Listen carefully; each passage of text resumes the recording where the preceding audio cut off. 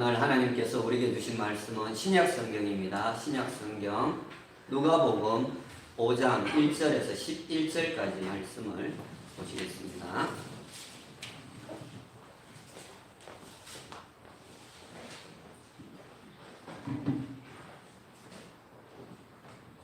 누가복음 5장 1절에서 11절 조금 길지만 우리 한 음성으로 읽도록 합니다. 다 같이 읽습니다. 시작. 무리가 몰려와서 하나님의 말씀을 들을새 예수는 게네사렛 호숫가에 서서 호숫가에 배 두 척이 있는 것을 보시니 어부들은 배에서 나와서 그물을 씻는지라. 예수께서 한 배에 오르시니 그 배는 시몬의 배라. 육지에서 조금 떼기를 청하시고 앉으사 배에서 무리를 가르치시더니 말씀을 마치시고 시몬에게 이르시되 깊은 데로 가서 그물을 내려 고기를 잡으라. 시몬이 대답하여 이르되 선생님, 우리들이 밤이 새도록 수고하였으되 잡은 것이 없지만은 말씀에 의지하여 내가 그물을 내리이다 하고 그렇게 하니 고기를 잡은 것이 심히 많아 그물이 찢어지는지라. 이에 다른 배에 있는 동무들에게 손짓하여 와서 도와달라 하니 그들이 와서 두 배에 채우매 잠기게 되었더라.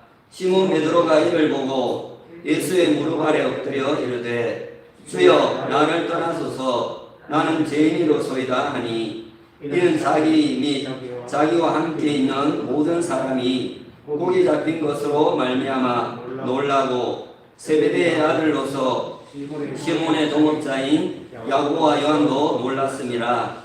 예수께서 시몬에게 이르시되 무서워하지 말라. 이제 오르는 네가 사람을 취하리라 하시니 그들이 배들을 육지에 대고 모든 것을 버려두고 예수를 따르니라. 아멘. 오늘 또 예배 자리에 나오신 한 분 한 분을 주님의 이름으로 사랑하고 또 축복하고 환영합니다. 오늘 설교 제목은 말씀대로 행하는 자의 복, 이렇게 정해서 말씀을 나누려고 합니다. 제가 한 7, 8년 전쯤에 한 목사님의 낚시질이라고 하는 유머입니다. 토요일 날 저녁 주일 예배도 자주 빠지던 남편이 교회 홈페이지에 이렇게 들어가서 구경을 했습니다. 주일날 설교 제목이 솔로몬의 투자 전략, 이렇게 적혀 있었습니다. 평소에 이 재테크에 관심이 많았던 그런 남편이라서 남편이 아내에게 말을 했습니다. 와, 이번 주일에는 정신 바짝 차리고 설교를 들어야겠는걸, 그렇게 얘기를 했습니다. 그러나 정작 그 주일의 설교 내용은 재물을 모으는 것도, 지식을 쌓는 것도, 연락을 즐기는 것도 바른 투자가 아니라 하나님을 제대로 아는 것, 하나님을 제대로 믿는 것, 하나님의 뜻대로 행하며 사는 것이 진정한 투자이다는 그런 내용이었습니다. 예배를 마치고 이렇게 나오면서 남편이 아내에게 볼멘 소리를 했습니다. 오늘 예시, 오늘 설교 제목에 완전히 낚였어. 우리 목사님의 낚시 수준이 날로 발전하는 걸 긴장해야겠어, 이렇게 얘기를 했다는 것입니다. 제 생각인데요, 여러분, 낚여서라도 교회에 나오는 것이 복이 아닐까, 그렇게 생각이 듭니다. 3월달에 주제는 말씀 회복입니다. 우리가 말씀 회복에 대해서 계속 말씀을 우리가 나누고 있습니다. 요한계시록 1장 3절에 보시면 사도 요한은 이 예언의 말씀을 읽는 자와 듣는 자와 그 가운데 기록한 것을 지키는 자는 복이 있나니 라고 말씀을 하고 있습니다. 말씀을 듣고 알고 이해하고 믿는다고 해서 복이 되는 게 아니고 그 말씀을 따라 행할 때 복이 되는 것입니다. 말씀을 따라 행할 때 그 속에 창조의 놀라운 역사가 있습니다. 들은 말씀을 묵상하고 즉 되새김질을 하고 또 그 말씀을 나의 삶에 적용하고 실천할 때 거기에 놀라운 능력의 역사가 나타날 수 있다라는 거예요. 오늘 그래서 이 말씀을 따라 행하는 것에 초점을 맞추어서 오늘 말씀을 나누려고 하는 것입니다. 자, 오늘 본문에는 우리말로 이렇게 보면은 말씀이라고 하는 단어가 3번 이렇게 나옵니다. 1절에서는 하나님의 말씀이라고 했고 또 4절에서는 말씀을 마치시고 라고 했고 5절에서는 말씀에 의지하여 라고 기록이 되어 있는 것을 볼 수 있습니다. 자, 그런데요, 그리스어, 헬라어, 히브리어 다 같은 말이에요. 그리스어, 헬라어, 히브리어 같은 말인데요. 그 원어로 보면 뚜렷이 차이가 난다라는 거예요. 뚜렷한 차이가 납니다. 1절의 말씀은 그리스어로 로고스라고 되어 있습니다. 이미 기록된 하나님의 말씀을 가리켜서 로고스 그렇게 말하는 거예요. 문서화된 객관적인 말씀이다. 그렇게 이해를 하시면 됩니다. 자, 4절에 다음으로 4절의 말씀은 그리스어로 랄론이라고 하는 단어가 쓰였어요. 다른 단어가 쓰였단 말이에요. 그런데 이것은 분사형입니다. 분사형인데요. 이는 예수님의 입을 통해서 전달되고 있는 말씀을 말하는 거예요. 영어로는 speaking 이렇게 되어 있습니다. 예수님이 말을 이렇게 하는 것을 의미하는 것입니다. 끝으로 5절의 말씀은 뭘까요? 그리스어로 레마 이렇게 되어 있어요. 완전히 다르죠. 세 개의 단어가 완전히 다른 것. 예수님의 입을 통해서 이미 선포된 말씀을 레마 그렇게 얘기를 합니다. 즉 나에게 베드로에게만 주시는 말씀인 것. 그래서 그것을 자신의 삶에 적용을 하는 것입니다. 따라서 이 레마의 말씀은 로고스의 말씀에 비해서 상당히 주관적이다. 그렇게 말할 수가 있어요. 로고스의 말씀은 모든 사람을 대상으로 한 것이고 레마의 말씀은 베드로에게만 선포된 말씀이라. 이 객관적이고 주관적인 그런 차이가 나는 거죠.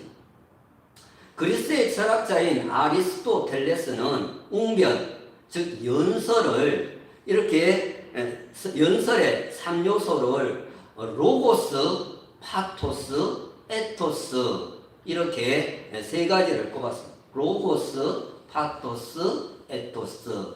이 또는 번데기 발음을 연상하시면 되겠습니다. 이 연설의 3가지, 3요소로 그렇게 뽑은 것입니다. 로고스는 논리, 이성이라는 뜻입니다. 그리고 파토스는 감성, 감정을 뜻합니다. 그리고 에토스는 사람의 기품, 인품, 인격, 윤리 그런 뜻을 가지고 있습니다.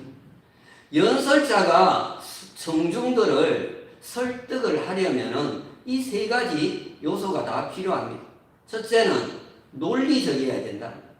말을 하는데 앞뒤가 맞지 않고 논리적이지 않으면 그 설교, 연설은 좋은 연설이 되지를 않아요.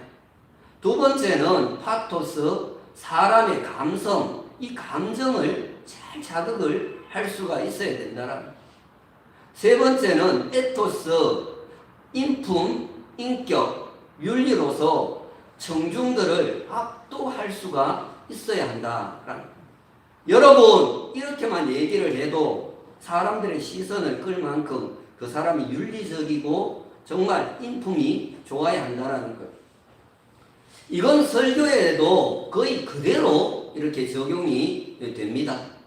오늘 예수님의 이 설교가 기대되는 이유가 바로 여기에 있는 것입니다. 예수님의 설교에는 로고스, 파토스, 에토스 이 세 가지가 다 들어있다라는 것입니다. 자, 설교를 들을 때, 말씀을 들을 때 환경이 얼마나 중요한가 하는 것을 먼저 말씀을 드리겠습니다. 1절을 보십니다. 무리가 몰려와서 하나님의 말씀을 들을세 이렇게 되어 있습니다. 옛날 성경에는 몰려와서를 옹리하여 이렇게 번역을 했습니다. 이른 아침에 무리들이 하나님의 말씀을 듣기 위해서 몰려왔습니다. 대단한 열정이죠. 이른 아침인데. 그러나 서로 밀고 당기고 또 예수님을 둘러싸고 있는 거예요. 말씀 듣기에 좋지 않은 분위기였다는 거예요. 매우 어수선한 그런 상태였다라는 것입니다. 이런 상태, 이런 환경에서는 말씀을 전하는 자도 듣는 자도 그렇게 은혜를 받을 수가 없는 상황인 것입니다. 말씀이 제대로 전달이 안 되는 것을 알고 예수님께서 즉시 다른 방법을 이렇게 찾으십니다. 2절을 보십니다. 호숫가에 두 배가 있는 것을 보시니 어부들은 배에서 나와서 그물을 씻는지라 이렇게 되어 있습니다. 말씀을 제대로 전달할 수 없는 그런 상황이라면 설교를 해봐야 소용이 없어요. 차가 지나가고 배 울음소리 들리고 그런데 설교가 안 되겠습니다. 그래서 예수님의 시선은 배 두 척에게로 향하게 됩니다. 좀 더 용이한 곳에서 말씀을 전할 수는 없을까 해서 그렇게 한 것입니다. 자, 3절을 봅니다. 예수께서 한 배에 오르시니 그 배는 시몬의 배라. 육지에서 조금 떼기를 정하시고 앉으사 배에서 무리를 가르치시더니 이렇게 되어 있습니다. 배 안이 호숫가보다 말씀을 전하는데 훨씬 더 좋은 장소였다라는 것을 말해주고 있는 것입니다. 지난주에 에스라가 백성들 앞에서 말씀을 낭독할 때 장시간 그렇게 낭독을 했는데요. 어떻게 했습니까? 나무 강단에 서서 장시간 그렇게 말씀을 낭독했습니다. 그런데 오늘 예수님은 보시면 앉아서 그렇게 말씀을 전하시는, 가르치는 것을 볼 수가 있습니다. 헬라식은 서서 그렇게 가르치고 유대식은 앉아서 가르치는 것으로 그렇게 이해를 하기도 합니다. 예수님께서 12살 되었을 때에 6월절을 맞아서 처음으로 예루살렘 성전에 올라가십니다. 누가복음 2장 46절에 보시면은 그때 성전 안에서 선생들과 함께 앉아서 이렇게 토론을 이렇게 하는 것을 볼 수가 있습니다.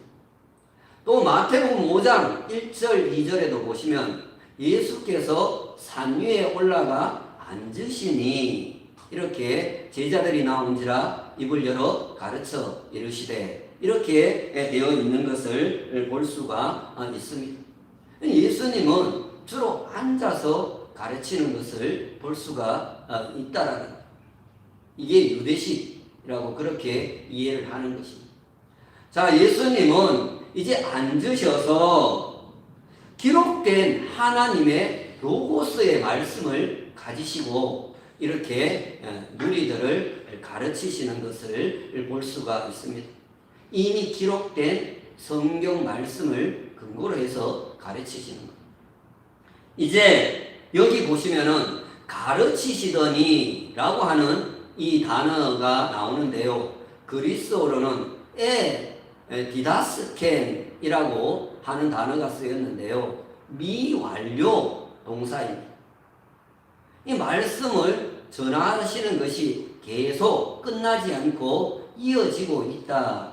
라는 그런 의미로서 이 단어를 사용하고 있는 것입니다. 이제는 모든 것이 안정이 되어서 중단 없이 말씀이 잘 전달되고 있다는 것을 말씀하는 것입니다. 전하는 예수님도 듣는 무리들도 집중해서 말씀을 듣고 있다라는 이야기를 하고 있는 것입니다. 자, 이제 4절을 보십니다. 말씀을 마치시고 시몬에게 이르시되 깊은 데로 가서 그물을 내려 고기를 잡으라 말씀합니다. 자, 여기 4절의 말씀은 예수님의 입을 통해서 전달되고 있는 스피킹이라고 제가 말씀을 드렸습니다. 스피커에서 소리가 나지는 않습니까? 예수님은 지금 하나님의 말씀을 전달하는 전달자의 역할을 하고 있는 것입니다.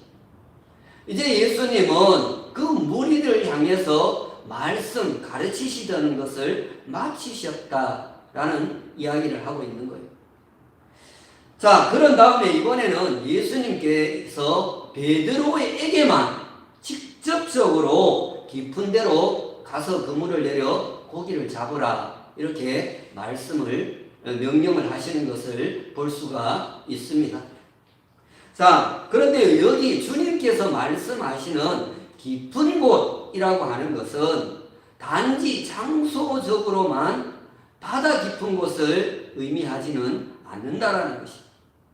인생에도 더 깊은 세계, 바다가 있고 신앙의 세계에도 더 깊은 영적 세계가 있는 것입니다. 그걸 지금 말씀하고 있는 것입니다.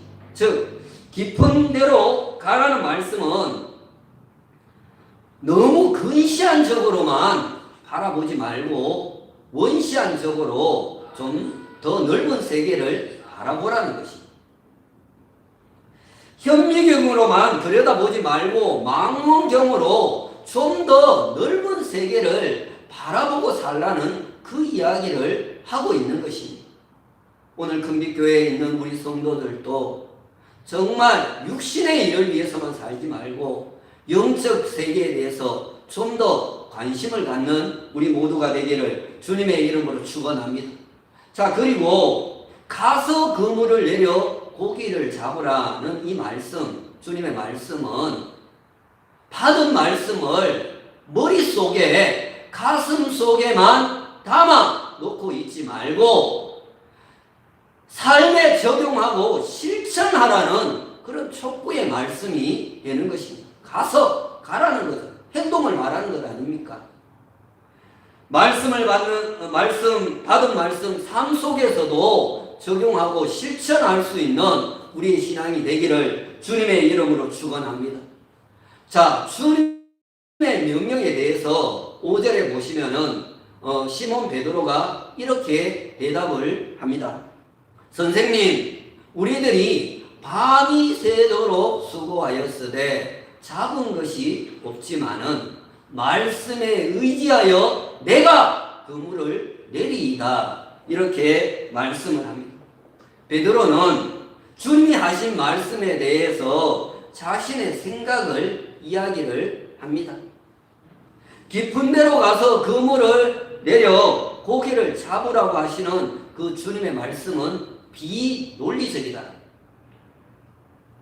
사람을 설득을 하려면 논리적이어야 되는데 예수님의 말씀은 비논리적이다. 지금 물고기가 깊은 곳에 많을 시간입니다. 거기에다가 밤새도록 고기를 잡았는데 한 마리도 잡지를 못했습니다. 그러하기에 지금도 고기를 잡을 가능성은 거의 없다라는 거예요. 이런 이유로 베드로는 토를 먼저 단 것입니다. 그럼에도 베드로는 주님이 지금 자신에게만 들려주신 그 레마의 말씀을 의지하여 그물을 내리겠다는 것입니다. 이는 주님의 말씀의 권위 앞에, 주님의 인품, 인격 앞에 순종한다는 그런 말씀이 되겠습니다. 자, 말씀의 권위와 함께 또 하나의 이유가 있습니다. 자, 마태복음과 누가복음을 비교해 보면 참 재미있는 점 하나를 발견을 할 수가 있습니다. 마태는 이 베드로의 첫 소명 장면을 마태복음 4장에다가 기록을 했습니다. 그리고 예수님께서 베드로의 장모의 열병을 고치신 사건은 8장에다가 기록을 해 놓았습니다. 반면에 누가는 베드로의 첫 소명 장면을 오늘 본문 5장에다가 기록을 해 놓고 예수님께서 베드로의 장모의 열병을 고치신 사건은 바로 앞장인 4장 38절과 39절에다가 기록을 해 위치를 시켜 놓았다라는 거예요. 즉 마태복음에서는 베드로와 예수님의 만남은 첫 만남, 초면이 되는 것이고 누가복음에서는 구면이 된다라는 것. 누가복음으로 하면 베드로는 이미 자신의 장모의 열병을 고치신 그 기적을 경험한 상황이 되는 것입니다. 따라서 주님께서 깊은 데로 가서 고기를 잡으라고 했을 때 현 상황으로 보면은 비논리적이지만 주님의 능력을 믿고 해보겠다라는 이야기를 하고 있는 것입니다. 자, 말씀을 의지할 때 어떤 역사가 일어나는가 하는 것을 보겠습니다. 6절을 보십니다. 그렇게 하니 고기를 잡은 것이 힘이 많아 그물이 찢어지는지라 말씀합니다. 여러분, 여기 그렇게 하니가 바로 오늘 설교의 핵심이 됩니다. 행동으로 옮긴 거지. 말씀을 듣고 알고 믿고 행동에 옮겼다라는 거예요. 여러분, 그렇게 하면 우리에게도 상상도 할 수 없는 놀라운 역사가 일어납니다. 늘 우리는 그렇게 하니가 잘 안 되어서 축복이 오는 것을 경험하지 못한 채 늘 우리의 인생이 힘겹고 우리의 신앙생활도 힘겹게 이어지고 있는 것입니다. 여러분, 베드로는 주님의 말씀에 의지를 했습니다. 논리적이지 않지만 주님의 말씀에 믿고 의지했다라는 것입니다. 그러자 그물이 찢어질 정도로 많은 물고기를 잡았습니다. 7절에 보시면은 자신의 배뿐만 아니라 동료들의 배도 잠기게 될 만큼 만선의 기쁨을 맛보았습니다. 여러분, 우리도 주님의 말씀에 순종하여서 만선의 기쁨을 맛보기를 주님의 이름으로 축원합니다. 또한 더 나아가서 다른 사람들의 배도 채워주는 그런 같은 기쁨을 누리도록 만드는 그런 삶을 살기를 주님의 이름으로 축원합니다.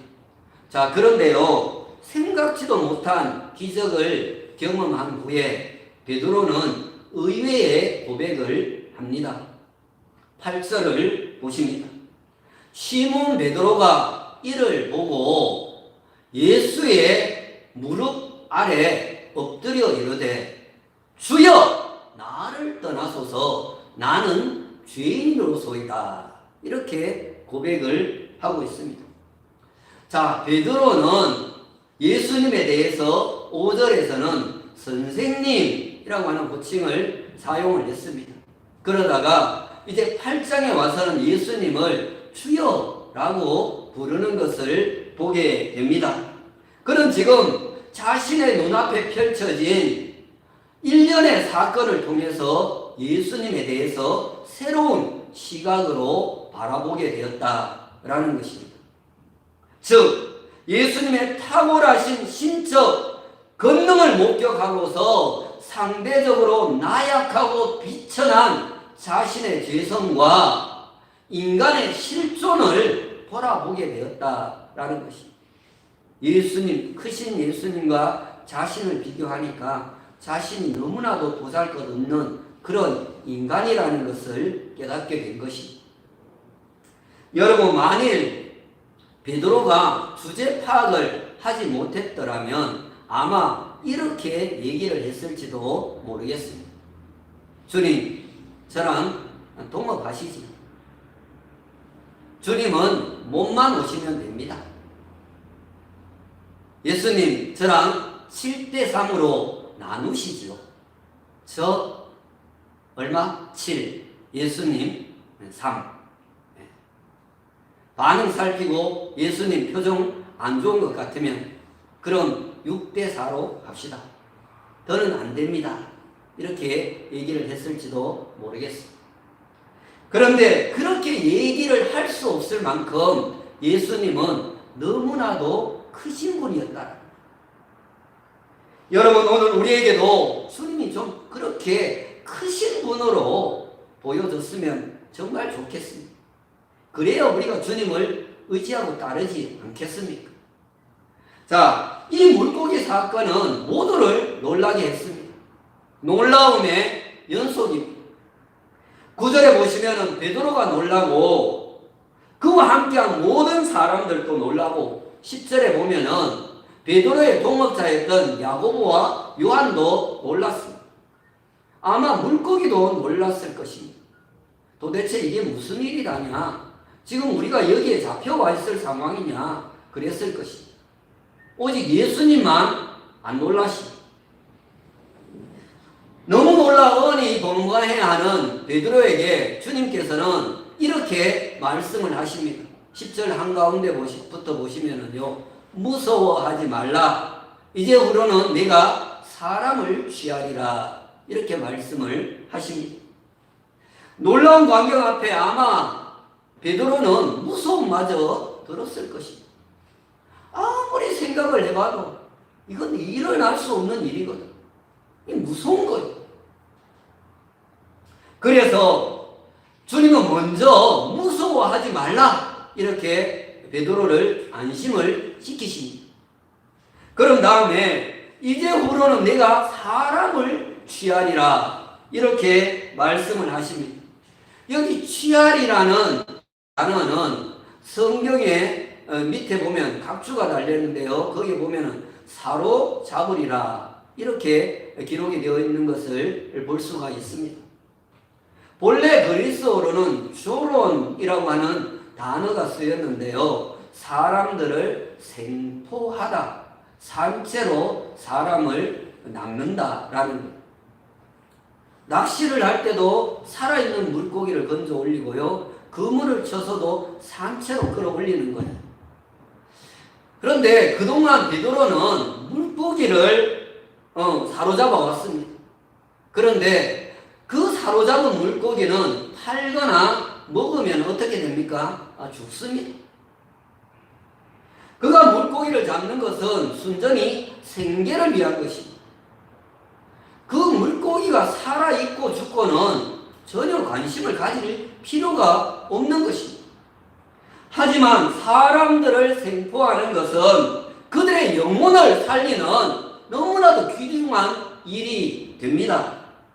영생으로 이끌기 위해 사람들을 사로잡는 것입니다. 취하는 것입니다. 조론이라고 하는 이 말에서 조에라고 하는 생명, 영생이라고 하는 단어가 나온 것입니다. 자, 예수님께서는 평행 본문이 되는 마태복음 4장 19절에서도 베드로와 그의 동생 안드레를 부르실 때 이렇게 말씀을 하십니다. 나를 따라오라. 내가 너희를 사람을 낚는 어부가 되게 하리라. 이렇게 콜링, 소명을 주시는 것을 볼 수가 있습니다. 사람을 낚는 어부라는 이 말이 부정적인 어감을 갖게 할 수도 있습니다. 뭐 사람을 낚아 올리는 것, 처음에 제가 이야기했던 그런 것처럼 느껴질 수 있는데요. 이거는요, 죽어가는 사람을 건져내는 어부, 살려내는 어부 그렇게 이해를 하시면 되겠습니다. 여러분, 물고기를 잡는 인생과 사람 영혼을 낚아 올리는 인생 비교를 하면은 비교가 안 되는 것입니다. 사람을 낚는 영혼을 살리는 이 일은 이 베드로와 야고보, 요한, 안드레 이들에게는 너무나도 가슴 벅찬 일이 되는 것입니다. 그들의 감정을 예수님께서 터치를 했는데 생각을 해보니까 너무나도 황홀한 일인 거예요. 그래서 따르기로 결심을 합니다. 자, 예수님의 부르심에 그들이 어떻게 응답을 하는지가 오늘 본문 11절에 나옵니다. 봅니다. 그들이 배들을 육지에 대고 모든 것을 버려두고 예수를 따르니라. 이렇게 말씀을 하고 있습니다. 보세요. 나를 따르라고 하니까 그들이 예수님을 따랐다. 이렇게 말씀을 하고 있습니다. 주님 말씀대로 그들은 행동에 옮겼다라는 말씀을 하고 있는 것입니다. 여러분, 실은 오늘 베드로가 주님께 들은 말씀의 적용의 범위는 여기까지인 것입니다. 주님의 소명, 콜링에 응답하는 것까지가 실천이 되는 것입니다. 앞에 그물을 깊은 데로 던지라 하고 거기에서 그렇게 해서 많은 물고기를 잡은 것으로 끝나는 게 아니고 오늘 이 말씀 따르라고 했을 때 따르는 것까지가 적용의 범위가 된다라는 것입니다. 여러분, 우리는 지금 사순절 기간을 보내고 있습니다. 세상적으로 인간적으로 생각하면은 주님을 따르는 그 길은 고난의 가시밭길이 될 수 있는 것입니다. 그러나 주님 앞에서는 너무나도 영광스러운 길이 되는 것입니다. 그래서 그들은 모든 것을 버려두고 주님을 따르게 된 것입니다. 여러분, 주님은 사람을 낚는 데 선수입니다. 탁월하신 분이십니다. 고린도전서 9장 5절에 보시면은 베드로가 자신의 아내를 복음 사역에 데리고 다니는 것을 볼 수가 있습니다. 베드로, 아내, 장로 이 세 사람 다 예수님께 낚인 사람들이라는 것입니다. 그래서 이렇게 볼 때 주님께 낚인 인생보다 더 복된 인생은 없다 할 것입니다. 가톨릭과 기독교를 통틀어서 베드로보다 더 빛난 인생을 신앙의 삶을 산 사람은 없습니다. 여러분, 그러면 된 것 아닙니까? 자, 오늘 본문은 베드로의 인생과 신앙에 있어서 대전환점이 된 대사건이었습니다. 그래서 오늘 본문은 어떤 면에서는 베드로의 신앙 간증이라고도 말할 수가 있습니다. 그는 은혜의 체험 장소를 게네사렛 호숫가라고 똑똑히 기억을 하고 있습니다. 날짜는 기록이 되어 있지 않지만은 때는 밤을 새운 아침이었습니다.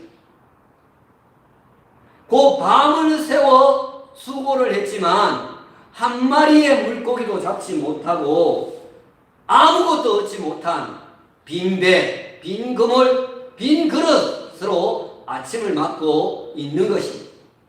마치 야간 영업을 하는 분이 밤을 새워 밤새도록 문을 열어놓고 손님을 기다렸지만 한 명의 손님을 맞이하지 못하고 돈통에 돈이 한 푼도 없는 가운데서 아침을 맞는 것과 같은 그런 상황이 너무나도 절망스럽고 암담한 상황이 아닙니까?